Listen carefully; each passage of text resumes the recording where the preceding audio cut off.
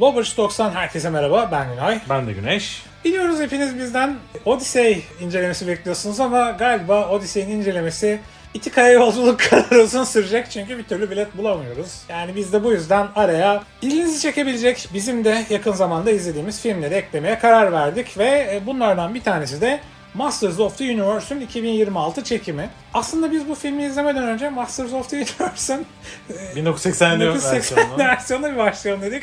Sonra başladığımız gibi kapatıp neyse ya yenisini izleyelim falan deyip hiç yaşanmamış gibi davrandık. Madem bu filmi izledik o zaman senden film hakkında ilk görüşlerini alayım. Ben çok eğlendim bu yeni filmde. Çizgi filmin espri anlayışını taşıyor bence. Ve çizgi filme çok sadık kalmaya çalışmışlar. Kesinlikle katılıyorum. Her şeyi, herkesi olduğu gibi yansıtmaya çok uğraşmışlar. Evet. Yani ufak tefek değişiklikler var ama mesela o değişiklikler oyuncuyu daha doğru hale getirmiş olabilir seçimi.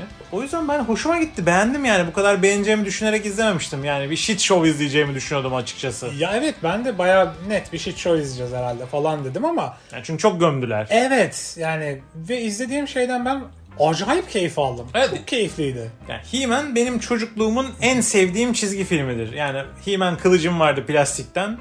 Elime Gri, kaldırır. hatırlıyorum. Gölgelerin gücü adına, gölgelerin gücü adına diye sürekli çocukken oynardım. Hatta belki sen yokken bile yani 80'lerden bahsediyorum. Yani benim için He-Man çok önemli karakter. Yani Ninja Kaplumbağalardan falan ilk önce He-Man vardı. O yüzden önemli. Sonra unuttuk tabii işte örümcek adamlar, şeyler, transfer geldi. Neyse. O yüzden benim için çocukluğuma dönüş gibi bir şey bu He-Man'i izlemek. Bence bunu yaparken de yapan kişi o çizgi filmin bir hayranıydı ya da yaptıran, buna vesile olan, yapılmasını sağlayan kişi. Ben beğendim. Ya kesinlikle sadık kalmış. Özellikle transformasyonu o He-Man'e dönüşme Dönüşümü aşaması. falan. Çok hoştu. Ondan sonra bir journey izledik. Yani bu arkadaşımızın He-Man'e dönüşme journey'sini izledik bu filmde. Yani bu yeni çıkan uyarlamalarda eksik olan şey hemen mesaj vermeye yeltenip Aynen. kahramanın yolculuğunu göstermiyor ya hiç. Burada bir kahramanın yolculuğu var Aynen. ve bir giriş hikayesi yapmışlar. Bence evet çok para harcanmış ve Aynen. büyük ihtimalle parasını getirmeyecek. Yani Amazon'a geleceği belliydi zaten bu filmin. Hani Amazon orijinal olduğu için. Yani sinema süresi kısaydı. Devam eder mi? Umarım devam eder. Ya devam etmeli çünkü hak ediyor ya. Ben dediğim gibi çok eğlendim izlerken. Çok da sadık kalınmış bir iş. Demin de söyledik zaten. Ve işte transformasyonu olsun bilmem ne olsun hikayesi, geçişi ve o journey'i anlatıp kapanışta da gerçek He-Man'in o kostümünü de vermişler adama sonunda. Ve hatta filmin en sonunda da bu arada artık spoiler veriyorum. Hatta şu uyarıyı da vereyim. Buradan sonra dinleyeceğiniz her şey birazdan önceki verdiğimiz spoilerlardan daha sert bir spoiler içeriyor olacak. Yani çünkü fragmanı izlediyseniz bizim söylediğimiz şeyleri zaten fragmanda da gördünüz. Buradan sonra dinleyeceğiniz her şey spoiler içeriyor olacak. O yüzden filmi izleyip gelin eğer izlemediyseniz çok da umurumda değil diyorsanız devam ediyoruz ve ben doğrudan şunu söyleyeceğim. Bütün o çizgi filmde gördüğümüz, o hatırladığımız her şeyi görsel olarak bir yere kadar bizim karşımıza çıkardı. Ve bu sayede de biz bağ kurabildik izlediğimiz şeyle ve keyif almaya devam ettik. Hani yeni nesli ne kadar yakalayabilir bilemiyorum. Zor. Çok zor belki ama hani oyuncumuz yakışıklı. Başrolümüz Nicolas Galitzine artık nasıl okuyorsa hiçbir fikrim yok. Yakışıklı bir arkadaş. Gençleri belki oradan çeker. İşte yanındaki kız Tila'yı canlandıran Camila Mendes. Onu da belki Riverdale izleyenler vardır. Riverdale dizisinde oynuyordu kendisi. Oradan bilirler. Yani gençleri de belki oyuncular, tanıdık oyunculardan ya da onların sevebileceği oyunculardan seçmişler, çekmişler diyebilirim. Tecrübeli kadro da iyi. Aynen. Duncan karakteri önemli bir karakter yani böyle Yol liderlik gösterici. eden Aynen. yol gösteren bir baba figürü He-Man için her zaman. Onu İdris Elba'ya oynatmışlar. Aynen. Bence güzel bir seçim. Yani sonuçta Duncan beyazdı. İdris Elba siyahi ama yani onu hissetmiyorsun. İdris Elba çünkü iyi oynuyor. Evet. Yani Hani- o Duncan'ın o babacanlığını vermiş. Bence Evet. iyi. Yani bence hiç fena oynamamış. Sorcerer Morena Baccarin oynuyor. Deadpool'dan biliyorsunuzdur başroldeki kadın. Babasını James Purefoy oynuyor. James Purefoy'u nereden biliyoruz? Rome izleyenler biliyordur. Mark Antony oynuyordu Aynen. Rome'da. Çok iyi bir oyuncu bence. Bence de çok iyi. Yani hak ettiğinin çok altında bir Evet, kariyer aynen. geçirdi. Bence çok daha Ya Rome izleyenler varsa aranızda çok nadirdir bence. Nedense çok az izlendi o dizi. İnanılmaz bir performansı var Rome'da yani küçük bence. bir bilgi. Aynen. Rome dizisi HBO'nun önemli işlerinden, çok para harcadığı işlerden biriydi. Aynen. 2 yıl sürdü. 2 sezon sürdü. O 2 sezonun sonunda Game of Thrones başlayacağı için HBO bir seçim yapmak zorunda kaldı ve normalde 4 yıl sürecek olan projeyi bitirmek zorunda kaldılar. O yüzden Game of Thrones'u tercih ettiler. Yani bence devam etseydi çok iyi olacaktı. Aynen. Olmadı. Yani yazık Evet, ettiler bu da ama ek o da bilgi olarak kalsın. niş bir bilgimiz olsun bu da araya sıkıştırdığımız. Ya konuya gelecek olursak konumuz oldukça basit. Yani bu arkadaşımız Adam yani He-Man bir baskında daha çocukken görüyoruz kendisini ve bir baskın sonucu ailesi onu kılıçla beraber bir tane kılıç tutuyorlar eline. Şeyin aynısı. Çok benziyor. Superman hikayesinin bir Aynen. benzeri. Diyorlar ki bu kılıç, gücün kılıcı bu kılıcı kaybetme. Aynen. Seni diyorlar seni bulamayacakları bir yere göndereceğiz. Sonra Eternia işte İskeletor tarafından adam ve adamları tarafından işgal ediliyor. Çocuğu böyle bir portaldan Portaldan gönderiyorlar. şutluyorlar. Dünyaya düşüyor. Oklahoma'ya düşüyor. Orada güzel yapmışlar. İşte dünyaya geliyor. Sonrasını görmüyoruz. 15 sene geçiyor. Adam dünyada nasıl söyleyeyim dışarıdan weirdo olarak görünen bir adam olarak beyaz yaka olarak bir ofiste çalışıyor. Yani günümüzün koşullarında, günümüzün beyaz yaka ortamında. Yani orayı güzel bir bağlama çekmişler. Yani bir Superman hikayesi. Şey gibi Smallville'e dönüş. Aynen. Oradan tekrar büyüyüp kahramanın yolculuğuna başlıyor ya. Burada da birebir aynı Superman kahramanın yolculuğunu dünyadan başlatıyor. Aynen. Yani film böyle ilk önce bir Eternia'yı, bir Masters of Universe evrenini böyle bir gösteriyor bize. O Eternia'yı bir gösteriyor böyle. Oradaki canlıları, yaratıkları, farklı uzaylıları falan gösteriyor. Sonra direkt dünyaya atıyor ve film dünyada devam ediyor. Burada çocuğun kendisini, hikayesini anlatmaya Aynen. çalışmasıyla geçiyor bu süre. Yani diyor ki ben diyor Eternia'dan geldim, benim babam kraldı, işte ben dünyanın en güçlü kılıcı vardı, kaybettim falan. Buraları bence güzel yapmışlar. Sen filmi izlerken de söyledin. Yolculukta hani He-Man'in orijinalinde kimliğini gizleyebilmek için yani Evet, korkak bir prens gibi davranıyor. öyle davranıyordu.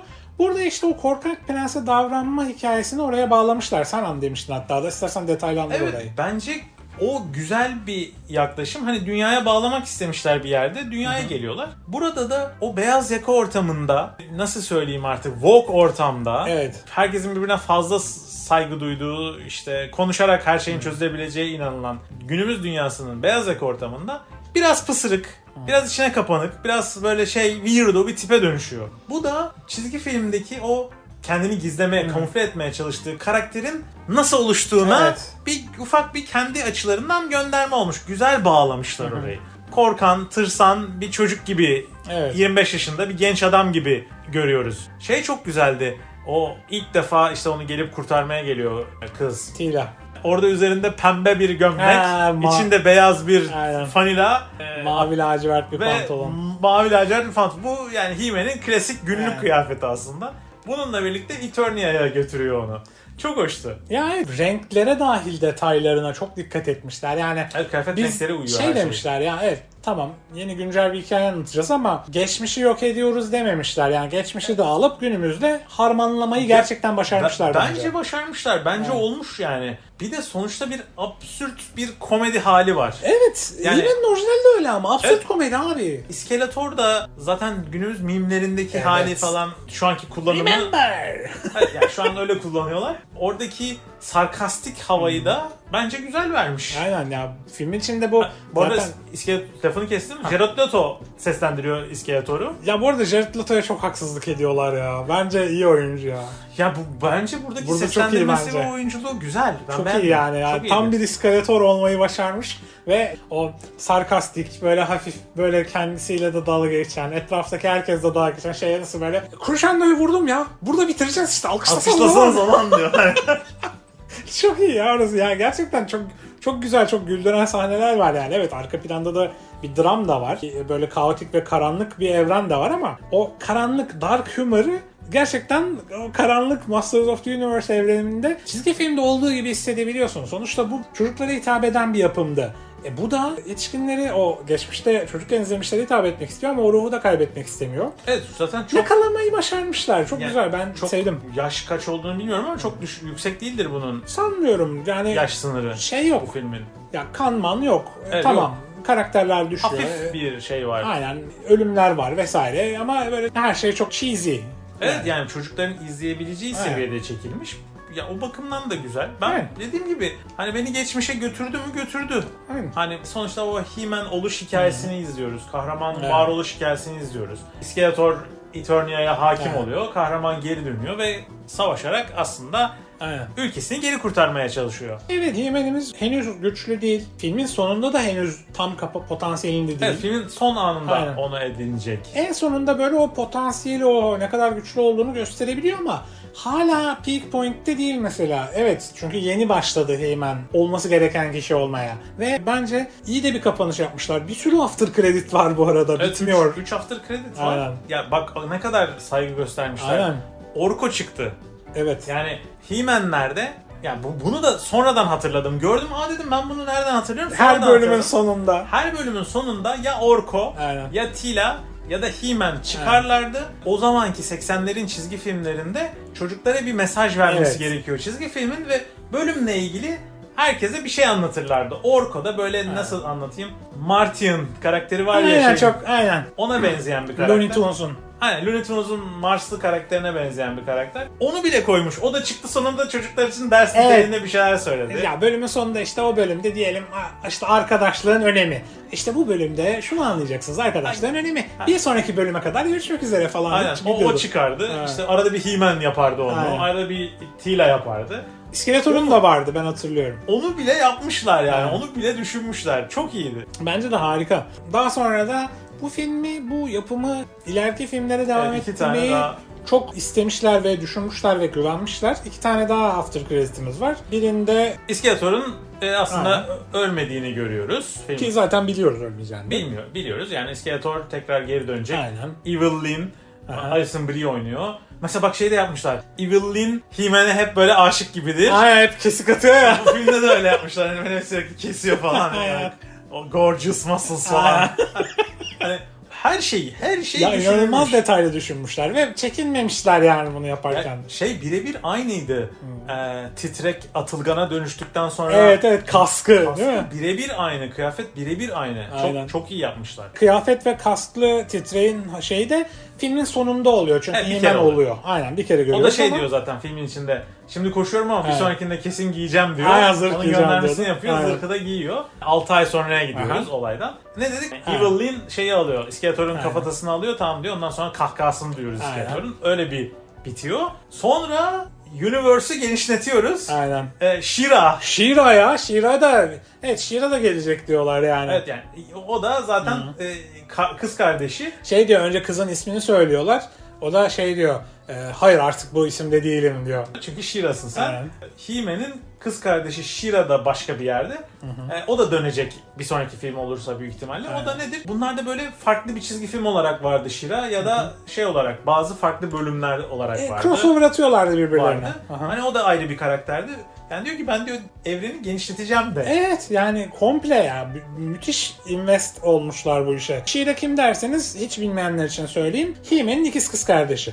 Onu bile düşünmüşler, onu bile yapmışlar. Yani kim olduğunu görmedik ama böyle arkadan gördük. Evet. Yani Marvel filmlerindeki gibi yapmışlar. Aynen. Güzel böyle Cinematic Universe Ya tarzı. evet, denemişler ya. Denemişler. Gerçekten ya bu işi izleyin abi ya. Ben çok beğendim. Yani eğer o eski çizgi filmleri seviyorsanız, bu film gerçekten o eski çizgi filmler havasında ve o tınıda, evet ya, bazen arada hoşunuza gitmeyecek günümüz mesajı içeren cümleler duyabilirsiniz ama anti-woke çok fazla şey var. Ona da dikkat edin bu arada. Ben woke'luklara savaş açmış bir birey olarak bu filmi onaylıyorum. Bu filmi onaylı. Bu arada hiç üşenmemişler. Bir Evet. göndermede şey yapıyorlar. Dünyadayken çocuk hani böyle bari diyor biraz cime gideyim, kas yaparım falan. Ben Evet. diyor sonuçta diyor vaat edilmiş kurtarıcı savaşçı Aa olacak. evet. Evet. Gidiyor işte ağırlıklara bakıyor çok ağır geliyor falan. Arkadan adam biri diyor ki Benim yerimdesin. benim yerimdesin. You are in my spot diyor. Bir dönüyoruz. Dolph Lundgren. Aynen. Dolph Lundgren'i nereden biliyorsunuz? Rocky 4'teki Rus Aynen. Ivan Drago karakterini canlandıran kişi. Ama aynı zamanda 1987 yapımı Masters of Universe'ün Bizim açıp ya biz bunu izledik neyse ya bir daha izlemeye gerek yok deyip kapattığımız film. 87 yapım versiyonunda oynayan kişi de He-Man'i oynayan Dolph Lundgren. Onu görüyoruz Jim'de. Dumble'la çalışıyor. Hatta şey diyor ya, bana bir tavsiyen var mı ya? Evet, tavsiye var mı? Bir tavsiye veriyor. Sonra diyor işte yolculuğunda başarılar diyor. Böyle He-Man Aynen, hareketi He-Man. yapıyor. Evlat diyor. Gidiyor. Mesela orada da 1987'ye gönderme Aynen yapıyor. ya. Çok detaylı, çok güzel. Yani gerçekten böyle Fan servisi fan servisi yapmış. peak point'te yapmış ve bu işi bu yapımı, bu çizgi filmi gerçekten seven insanlar yapmış. Ya evet, mesela benim gibi belli bir yaşı geçmiş. He-Man'i çocukken izlemiş. He-Man oyuncakları almış. Evet. Babasına her gittiği yerde plastik kılıç aldırmaya çalışan. He-Man kılıcı, Işıklı, He-Man, ışıklı, tuşlu. ışıklı, tuşlu, pilli He-Man kılıçları aldıran, bugünün artık orta yaşlarına gelmiş insanlar için bence çok güzel bir film. Evet. Çok iyi göndermeler var. Tabii biraz yani günümüz şeyleri de var ama onu da mesela çok dediğin gibi Yedirmiş ya. yedirmiş. Hani Aynen. He-Man'in zayıf karakterini ediliyor. Aynen. Hatta bir yerde şey diyor. Aileni kurtarmak için diyor Aynen. yapman lazım diyor. Her şeyi böyle çözemezsin diyor. Yani böyle yumuşak olamazsın. Bazen erkek olman gerekiyor Gerekir diyor Aynen. falan. Hatta He-Man ondan sonra şey diyor İskeletor'a, erkek gibi çık benimle Aynen. dövüş falan. Hani şey diyor ya böyle. Hayır bu bir savaş toplantısı değil, seminer. Seminer. Savaş semineri. Savaş semineri. falan. Şey gidiyor ya böyle yanına. Bir dakika ben çözeceğim. Diyalog da çözebilirim falan. İskeletor dalga geçip dövüyor. Dövüyor falan. Bayağı güzel, onu da yedirmişler. Evet. Yani diyor ki o korkaklığının sebebi Ha. bu o environment'ta Aha. büyümesi, bu dünyada büyümesi. Onu da yapmış. Güzeldi. Ya ben çok beğendim. Özellikle bu filmle ilgili son ekleyeceğim şey de, çünkü ben de ekleyebilecek ve bu filmi daha fazla sizin için spoil etmek istemiyorum. İzlemek isteyeceksinizdir eminim bunu. Müzikleri, yani çok geniş bir diskografiye sahip. Yani The Cure'undan Queen'ine kadar her şey var. Evet, mesela o The Cure'un şarkısını ilk başta ağır tempoda çaldırıyor. Çünkü sahne ağır. Aynen. Geçiyoruz. Sonra günümüze geliyoruz. Tak Orijinali. orijinalini sokuyor devreye. Queen'in Princess of the Universe şarkısını böyle. Aynen, böyle daha sonradan Queen albümleri çıkardılar ya, böyle vefatından sonra bir iki Evet, albüm daha albümlere çıktı. konmamış, Aynen. single'lara girmemiş şarkılardan çıkan şarkılardan biri.